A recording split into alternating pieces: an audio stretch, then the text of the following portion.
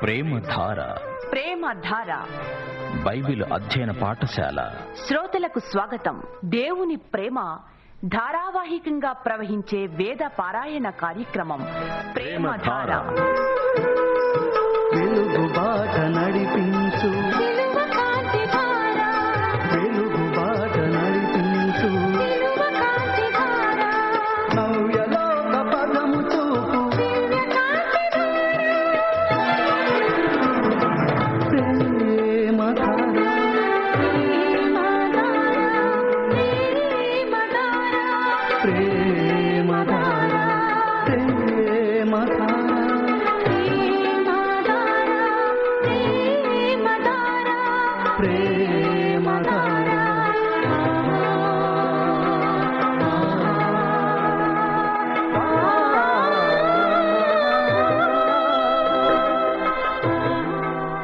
ప్రియ శ్రోతలు, మీరంతా ఇంటిల్లిపాది బాగున్నారా?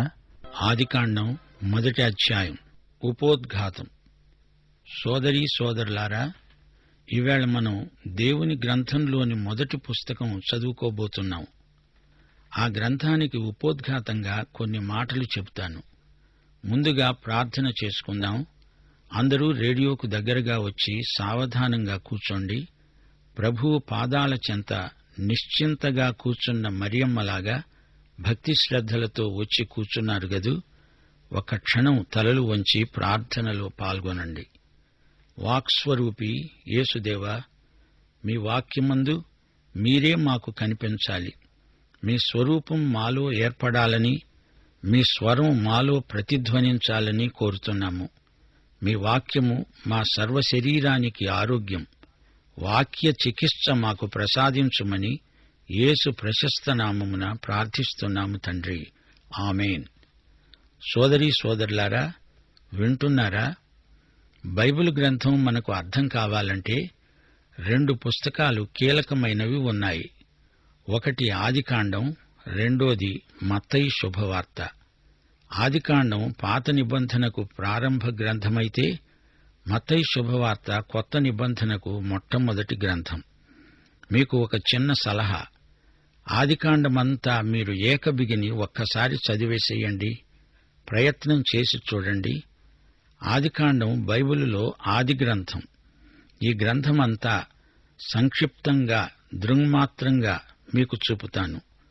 ఆదికాండంలో ఎన్నో ఆరంభ విశేషాలు ఉన్నాయి. మొట్టమొదటిసారి పేర్కొనబడిన విషయాలు, దేవుడు చెప్పినవి, చేసినవి ఇందులో ఉన్నాయి.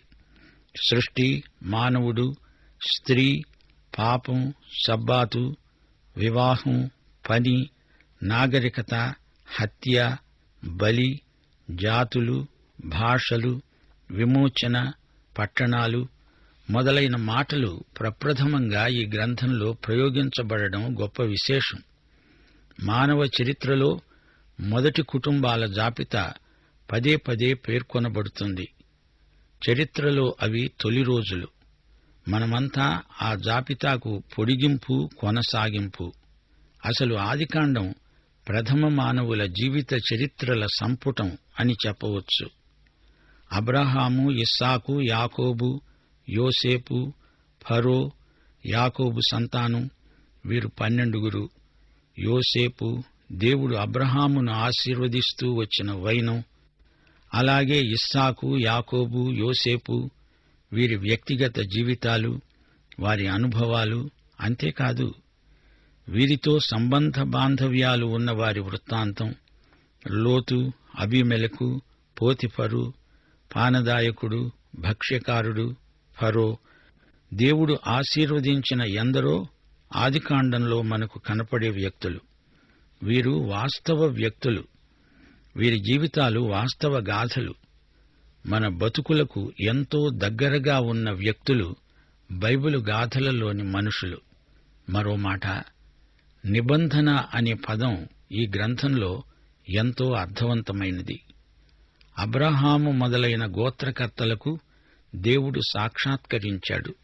ఈ గ్రంథంలో దేవుని బలిపీఠం పలుచోట్ల మనకు కనిపిస్తుంది. కుటుంబాలలో గృహఛిద్రాలు, అసూయలు, కక్షలు, కార్పణ్యాలు కూడా కానవస్తాయి. ఈ గ్రంథమందంతటా ఈజిప్టు ప్రసక్తి ఎక్కువగా ఉంది. పాపమంటే దేవునికి ఎంత అసహ్యమో కన్నులకు కట్టినట్లు ఈ గ్రంథంలో అడుగడుగునా కానవస్తుంది.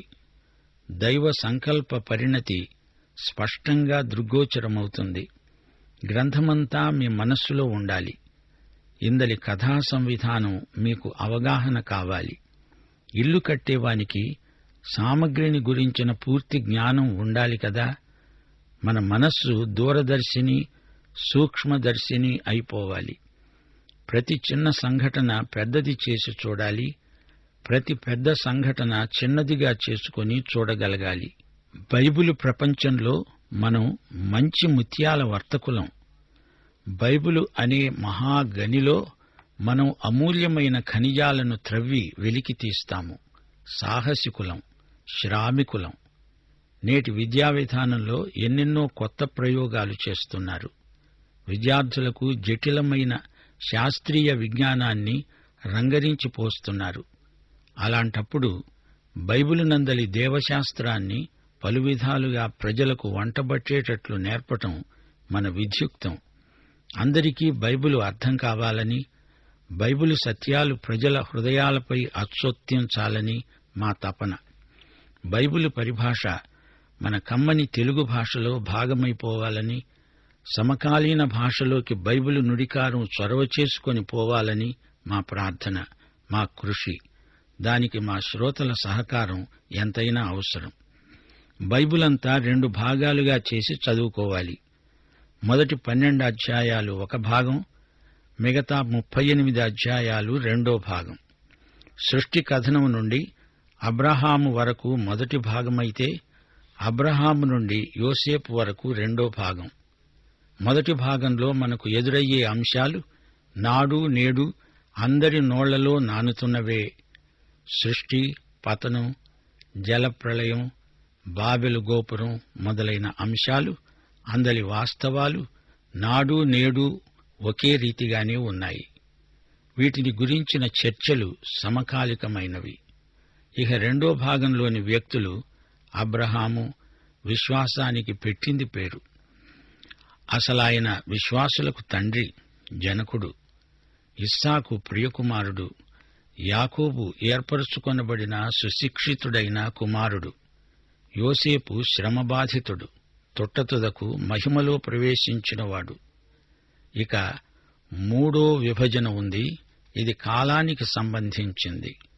ఆదికాండంలోని మొదటి అధ్యాయాలు 2000 సంవత్సరాల గాథ. 2000 సంవత్సరాలకు పైగా ఈ సంఘటనలన్నీ జరిగాయి. 11వ అధ్యాయం నుండి 50వ అధ్యాయం వరకు 350 సంవత్సరాలు మాత్రమే పట్టింది.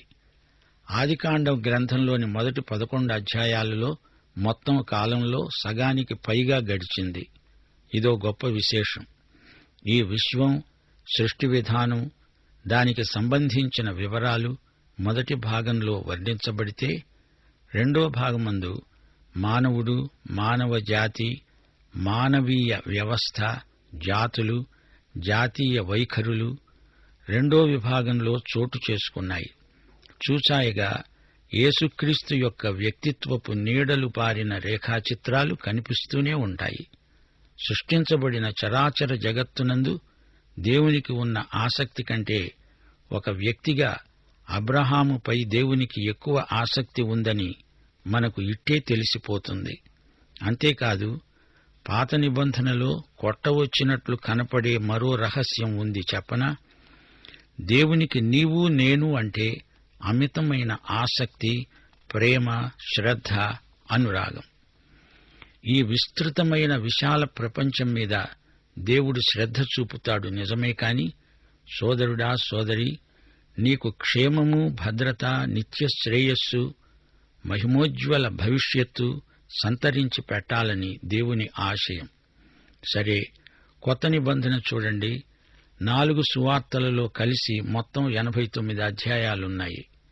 అయితే వీటిలో 4 అధ్యాయాలలో యేసు ప్రభువు జీవితంలోని 30 సంవత్సరాల కాలాన్ని చూడగలం.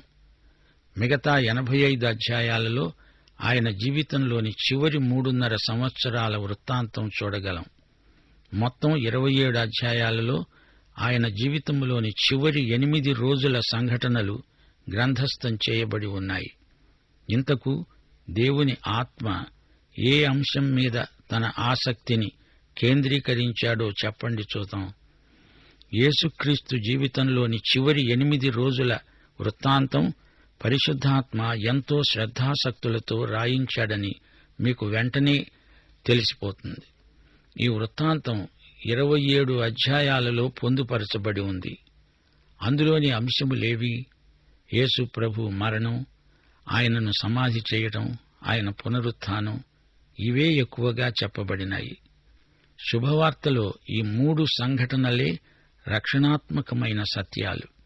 దేవుడు ఈ 4 సువార్తలను మనకు ఎందుకు ఇచ్చాడనుకుంటున్నారు?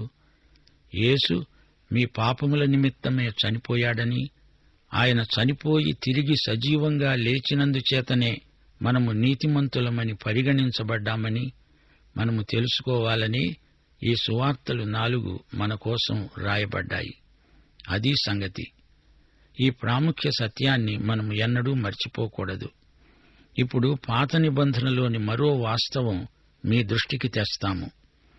ఆదికాండములోని మొదటి 11 అధ్యాయాలు బైబిలు గ్రంథమంతటికి ఉపోద్ఘాతము, అవతారిక.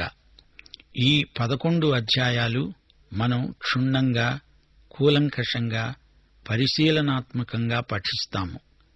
ఆదికాండం బైబిలు కథా సర్వస్వానికి మూల బీజం అని చెప్పవచ్చు. ఆదికాండమందే బైబిలు యొక్క మౌలిక ఆధారం ఉంది. బైబిలు గ్రంథమంతటికీ జన్మస్థానం ఆదికాండమే. బైబిలు పుష్పమైతే దాని మొగ్గ ఆదికాండం. దైవ సంకల్పం ఆదికాండంలో మొదలై బైబిల్ అంతటికీ వ్యాపించింది. సత్యానికి అంకురం ఆదికాండంలోనే ఉంది. కుటుంబాల వారీగా వంశవృక్ష శాఖలు, శాఖోపశాఖలు గ్రంథస్థం చేయబడి మనకు అందించబడినవి. ఇది కుటుంబాల గ్రంథం. ఇది ఆశ్చర్యం గొలిపే గ్రంథం. ఇదే దృక్పథంతో బైబిలు అధ్యయనానికి, విశేషించి ఆదికాండం పఠనకు మనం ఉపక్రమిస్తున్నాము. భూమ్యాకాశాలతో మొదలైన గాథ. ఇప్పుడు మనం మొదటి అధ్యాయం చదువుకుంటాము. సృష్టి కథనం ఈ అధ్యాయంలో ఉంది. దేవుడు ఆకాశమును భూమిని సృజించాడు. దేవుడు సృష్టికర్త. సృష్టించటం, చేయటం అనే మాట హీబ్రూ భాషలో బారా. ఈ మాట ఈ అధ్యాయంలో 3 సార్లు వస్తుంది. భూమి నిరాకారమై శూన్యమై ఉన్నప్పుడు దేవుడు చేసిన ఈ సృష్టి రెండోది. మొదటి రోజు వెలుగు, రెండో రోజు అంతరిక్షం, మూడో రోజు మొక్కలు, వృక్షాలు, 4వ రోజు సూర్యచంద్ర నక్షత్రాదులు, 5వ రోజు జంతు ప్రాణులు, 6వ రోజున మానవుణ్ణి దేవుడు చేశాడు. ఇప్పుడు వివరాలు వినండి. మోషే రాసిన ఈ గ్రంథంలో అంతటా నిబంధన దేవుడైన యెహోవా హస్తం కనపడుతుంది. ఆదియందు దేవుడు ఆకాశమును భూమిని సృజించాడు. బైబిలులోని ఈ ప్రారంభ వాక్కు ఎంతో అర్థవంతమైనది. ఇది నిరాక్షేపణీయమైన మాట. దేవుడు ఆదియందు సృష్టించినవి 2, ఆకాశము, భూమి. 5 మాటల్లో దేవుని సృష్ట్యారంభమును గురించి బైబిలులో చదువుతున్నాము. గమనించాలి, ఇది అంతరిక్ష శాస్త్రానికి, భూగర్భ శాస్త్రానికి వాచక పుస్తకమేమీ కాదు. బైబిలు దేవుని వాక్యమని నమ్మేవారికి, విశ్వాసులకు ఈ మాట జటిలం కాదు, సులభగ్రాహ్యమే. దేవుణ్ణి వ్యక్తిగతంగా ఎరుగని శాస్త్రజ్ఞులు సృష్టిక్రమాన్ని సరిగా అర్థం చేసుకోజాలరు. వారి ఊహపోహలు వాస్తవానికి భిన్నమైనవి. దేవుని సృష్టి రహస్యాన్ని విడమరిచి చెప్పాలంటే ఆ దేవుణ్ణి ఎరిగి ఉండాలి కదా. జీవశాస్త్ర పరిణితి అని కొందరంటే, మరి కొందరేమో శాస్త్ర విజ్ఞానానికి బైబిలుకు మధ్య రాజీ చేసే ప్రయత్నాలలో తికమక పడుతున్నారు. దేవుడు యోబును ఒక ప్రశ్న అడిగాడు. అది ఈ శాస్త్రవేత్తలు వింటే బాగుండు. యోబు 38వ అధ్యాయం 4వ వచనం. ఇదిగో యోబు, నేను భూమికి పునాదులు వేసినప్పుడు నీవు ఎక్కడ ఉన్నావు? నీవు వివేకవంతుడివైతే ఇది చెప్పు అంటే దేవుడు మనిషిని నిలదీసి అడుగుతున్నాడు. మానవా, ఈ సృష్టికి ఆరంభము ఏమిటని పరిశోధిస్తున్నావా? నీవు చేస్తున్న పనేమిటి? నీ అజ్ఞానాన్ని పెద్ద పెద్ద మాటలతో కప్పిపుచ్చుకోవాలని చూస్తున్నావు. దీనివల్ల నీకు గాని ఇతరులకు గాని పిసరంత ప్రయోజనము కూడా ఉండదు. ఎవరో మేధావి ఈ శతాబ్దం ప్రథమ దశకంలో పుస్తకం రాస్తూ సృష్టి మర్మం నాకు తెలిసిపోయింది అన్నాడు. అంతే, అతడే పోయాడు. ఇంతవరకు ఎవరూ అలాంటి ప్రకటన చేయటానికి సాహసించలేదు. సృష్టికి ఆరంభంలో ఏదో విస్ఫోటనం వచ్చింది అంటావా? అది హాస్యాస్పదమైన సిద్ధాంతం. ఈ రోజున భాషా పదాలకు అర్థం చెప్పే నిఘంటువు ఉంది. అది ఎలా వచ్చింది అంటే, ఎవడో అన్నాడట, ముద్రాలయంలో విస్ఫోటనం వచ్చింది, దానితో ఈ పదకోశం పుట్టుకొచ్చింది అని. ఇది భావ వైకల్యమా లేక చిత్తభ్రమ? ఏమో, ఎటూ అంతుబట్టని మాటలివి.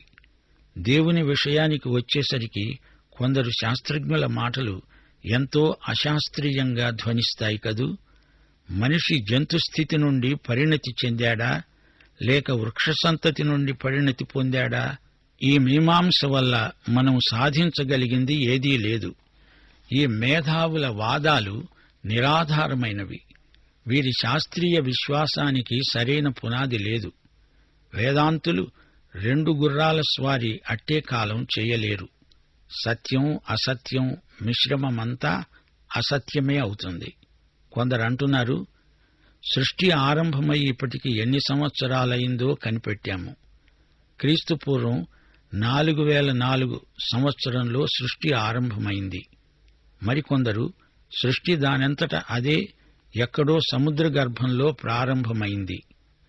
ఈ సిద్ధాంత రాద్ధాంతాల ఎడారిలో దారి తెన్ను తెలియక అయోమయావస్థలో ఉన్న వీరికి దేవుడే మార్గదర్శకుడవ్వాలి, గత్యంతరం లేదు. సృష్టి ఎక్కడో చెత్తకుండీలో మొదలైంది అంటే ఎలా నమ్మగలం చెప్పండి? దేవుడు చెప్పిన మాటే నమ్మదగింది. ఆదియందు దేవుడు ఆకాశమును భూమిని సృజించాడు, అంతే. శూన్యములో నుంచి దేవుడు సృజించాడు.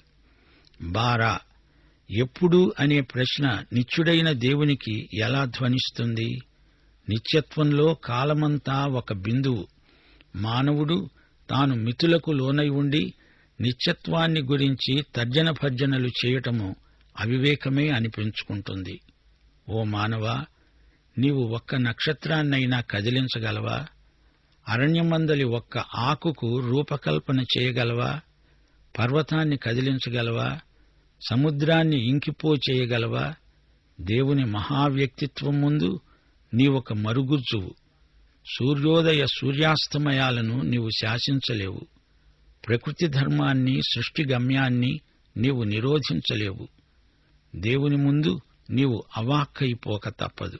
నమ్మి తీరాలి.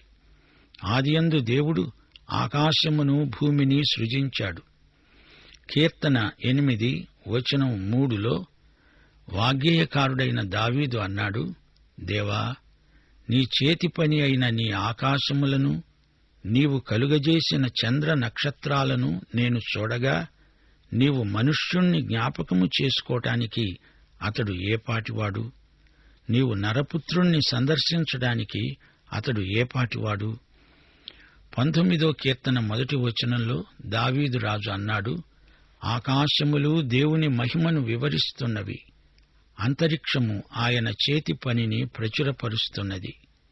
రోమాపత్రిక 1వ అధ్యాయం 20వ వచనంలో పౌలు అన్నాడు, దేవుని అదృశ్య లక్షణాలు అనగా ఆయన నిత్యశక్తి, దేవత్వము, జగదుత్పత్తి మొదలుకొని సృష్టింపబడిన వస్తువులను ఆలోచించటం వల్ల తేటపడుతున్నాయి. గనుక వారు నిరుత్తరులు. హెబ్రీ పత్రిక 11:3 ఇదే సత్యం పునరుద్ఘాటించబడింది. ప్రపంచములు దేవుని వాక్యము వలన నిర్మాణమైనవి అని, అందును బట్టి దృశ్యమైనది కనబడే పదార్థాల చేత నిర్మించబడలేదని విశ్వాసము చేత గ్రహించుకుంటున్నాము. సోదరీ సోదరులారా, ఆదికాండమందలి సృష్టిగాథను విశ్వాసంతో అంగీకరించండి, ఆశీర్వాదాలు అనుభవించండి. దేవుని అతీత జ్ఞానాన్ని విశ్వాసంతో అంగీకరించటమే మన విధ్యుక్తం, మన కర్తవ్యం. లోకంలోని విభిన్న సాంస్కృతిక సాంప్రదాయాలలో, మతవేదాంతాలలో, సృష్టిగాథలలో కొన్ని పోలికలు కానవస్తాయి. అయితే బైబిలులోని సృష్టిక్రమ వృత్తాంతానికి ఇవి అపభ్రంశ రూపాలుగా కనపడుతున్నాయి. బబులోనులో ప్రచారంలో ఉన్న సృష్టిగాథలను పరిశీలిస్తే మనకు ఒక విషయం స్పష్టంగా గోచరిస్తుంది. బబులోను గాథలలో ఆరంభమందు అల్లకల్లోలం ఉందని చెప్పబడింది. అయితే బైబిలులో భూమికి ఆకారము, సౌందర్యము ఉన్నట్లు చెప్పబడింది. ఆదియందు దేవుడు ఆకాశమును, భూమిని సృష్టించాడు. అవి దేవుని సృష్టి. ప్రకృతి శక్తులను దేవుడు చేశాడు గాని ప్రకృతి శక్తులు దేవుళ్ళు కావు. ఇది బైబిలు వివరణ. బబులోనులో బహుదేవారాధన ఉంది. అయితే ఆదికాండమందు దేవుడు ఒక్కడే. ఆదియందు దేవుడు, దేవుడు అన్నాడు, అన్నట్లే జరిగింది.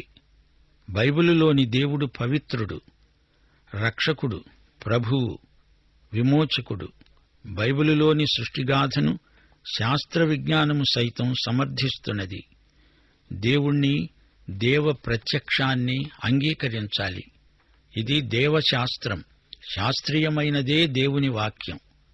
మానవ పతనం, పాపము యొక్క దుష్ఫలితం, కన్యక గర్భధారణ అనే సత్యాలను కాదనే ఏ వేదాంతమైనా మనకు గిట్టదు. మానవ కల్పితమైన ఊహాజన్యమైన సిద్ధాంతాలు దేవుని సృష్టి మర్మమును బయలుపరచనేరవని విశ్వాసులందరూ నమ్ముతారు. దేవుడు శూన్యంలో నుంచి సృష్టించాడు. పదార్థములో నుండి దేవుడు జీవమును తేలేదు. జంతువృక్ష జీవం వేరు, మానవ జీవం వేరు. ఈ విషయాలను మా శ్రోతలు మరిచిపోకూడదని మనవి చేస్తున్నాము. మానవునికి స్వయం చైతన్యమున్నది, స్వయం నిర్ణయ స్వేచ్ఛ ఉంది. అది జంతు సృష్టికి లేదు. ఇప్పుడు మరో ప్రశ్న తలెత్తుతోంది. ఇదంతా చెబుతున్నారు, బాగానే ఉంది. మరి అసలు దేవుడెందుకు ఈ సృష్టిని చేసినట్లు? దేవుని ఉద్దేశ్యమేమిటి? దీనికి బైబిలు సూటిగా జవాబిస్తుంది. దేవునికి అలా సృష్టించటం ఆనందం. అది ఆయన ఇష్టం, అభీష్టం. ప్రకటన 4:11 ప్రభూ, మా దేవా, నీవు సమస్తమును సృష్టించావు. నీ చిత్తమును బట్టే అవి ఉన్నాయి. నీ చిత్తమును బట్టే సృష్టించబడినవి. గనుక నీవే మహిమ, ఘనత, ప్రభావములు పొందనర్హుడవు అంటూ 24 పెద్దలు ఆయన పాదాల దగ్గర తమ కిరీటాలుంచి నమస్కరించారు. తాను చేసిన సృష్టిని చూచుకుంటే దేవునికి ఎంతో ఆనందం. ప్రకృతి శోభ సృష్టికర్తకు ఎంతో ఆనందదాయకం. సృష్టించాలి అనుకున్నాడు, సృష్టించాడు. సోదరీ సోదరులారా, మనం ఫలాని స్థలంలో పుట్టాలని కోరుకుంటే దేవుడు ఆయా స్థలాల్లో మనల్ని పుట్టించి ఉండలేదు. అది ఆయన చిత్తం, ఆయన ఇష్టం. తాను చేసిన సృష్టి తనను మహిమపరచాలని ఆయన కోరుతున్నాడు. దేవుడు ఈ జగతిని సృజించినప్పుడు యోబు గ్రంథం 38:7 చెప్పినట్లు ఉదయ నక్షత్రాలు ఏకంగా కూడి పాడాయి. అప్పుడు దేవదూతలందరూ ఆనందించి జయధ్వానాలు చేశారు. అప్పుడు దేవుడు ఈ జగత్తుకు మూలరాయి వేశాడు. యెషయా ప్రవక్త పలికాడు 43:7 యెహోవా అన్నాడు, నా మహిమ నిమిత్తము నేను సృజించిన వారిని, నా పేరు పెట్టబడిన వారినందరినీ తెప్పించు. నేనే వారిని కలుగజేశాను. వారిని పుట్టించిన వాడను నేనే. ఈ విశ్వమంతటినీ దేవుడు తన మహిమ కోసమే సృజించాడు. మనిషిని దేవుడు సహవాసం కోసం సృజించాడు. మానవతపై దేవునికి ఎంతో ప్రేమ. మనిషిని దేవుడు అందుకనే నైతిక జీవిగా, స్వేచ్ఛాజీవిగా సృజించాడు. మనలను మరమనుషులుగా దేవుడు చేయలేదు. మనం యంత్రాలము కాము, మూగబొమ్మలము కాము. మానవుడు నైతిక స్వేచ్ఛ గలవాడై తనను కావాలని కోరుకుంటాడని దేవుడు ఆశించాడు. మానవుడు దేవుణ్ణి ప్రేమించి సేవించాలని దేవుని చిత్తం. సోదరుడా, సోదరి, బహిరంగంగా యేసు నాకు కావాలి అని నీవు కోరుకోవచ్చు గదా. సృష్టికర్తయైన దేవుణ్ణి నమ్మటం అంటే ఆయన కుమారుడైన యేసుక్రీస్తును నమ్మటమే. ఆయనను స్వయంవరంలోలాగా వ్యక్తిగతంగా కోరుకోవటమే. దేవుడు మనకిచ్చిన స్వేచ్ఛ సద్వినియోగం కావాలంటే యేసుక్రీస్తును స్వీకరించాలి. గత్యంతరం లేదు. గుర్తుపెట్టుకోండి, ఆదియందు దేవుడు ఆకాశమును భూమిని సృజించాడు. ఈ వచనం బైబిలు ప్రపంచానికి ముఖద్వారం. దేవుడు సృష్టికర్త. దేవుని వద్దకు రాగోరే వారందరూ దేవుడు ఉన్నాడని నమ్మాలి గదా. ఆదియందు అనే దానికి తేదీ లేదు. దేవుడు శూన్యంలో నుంచి ఇదంతా సృజించాడు. 3 సార్లు ఈ మాట ప్రయోగించబడింది. దేవుడు సృష్టించాడు. నేటి సందేశం ఇంతటితో ఆపుతాను. రేపు మళ్లీ మరిన్ని సత్యాలు పరిశుద్ధాత్మ బడిలో నేర్చుకుందాము. ప్రార్థన చేసుకుందాం. సృష్టికర్తవైన దేవా, నీ సృష్టినైన నేను నిన్ను స్తుతిస్తున్నాను. క్రీస్తునందు నేను నీ బిడ్డనవటానికి నన్ను ఆయత్తపరచుమని యేసు నామమున ప్రార్థిస్తున్నాను తండ్రి. ఆమేన్.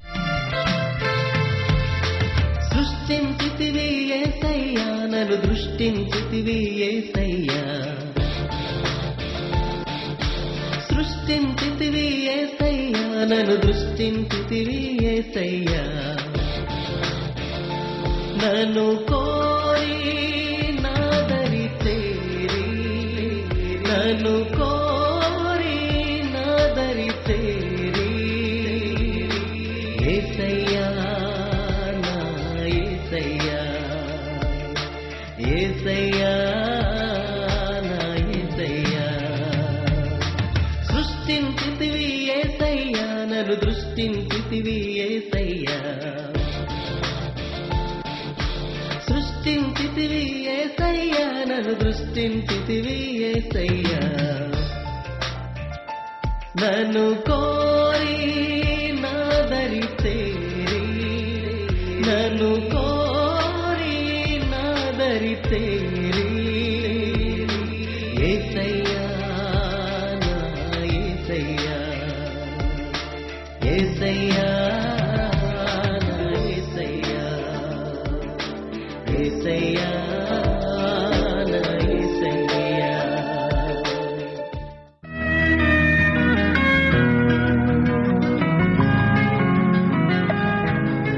ప్రేమధార బైబిల్ అధ్యయన పాఠశాలలో ఇంతవరకు ఎన్నెన్నో వినూత్న సత్యాలు మీరు విన్నారు.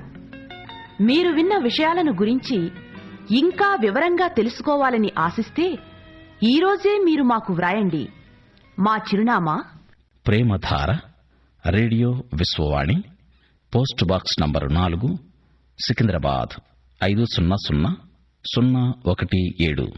మా ఫోన్ నంబరు 04027003011. మా ఇమెయిల్ అడ్రస్ telugu@radio882.com.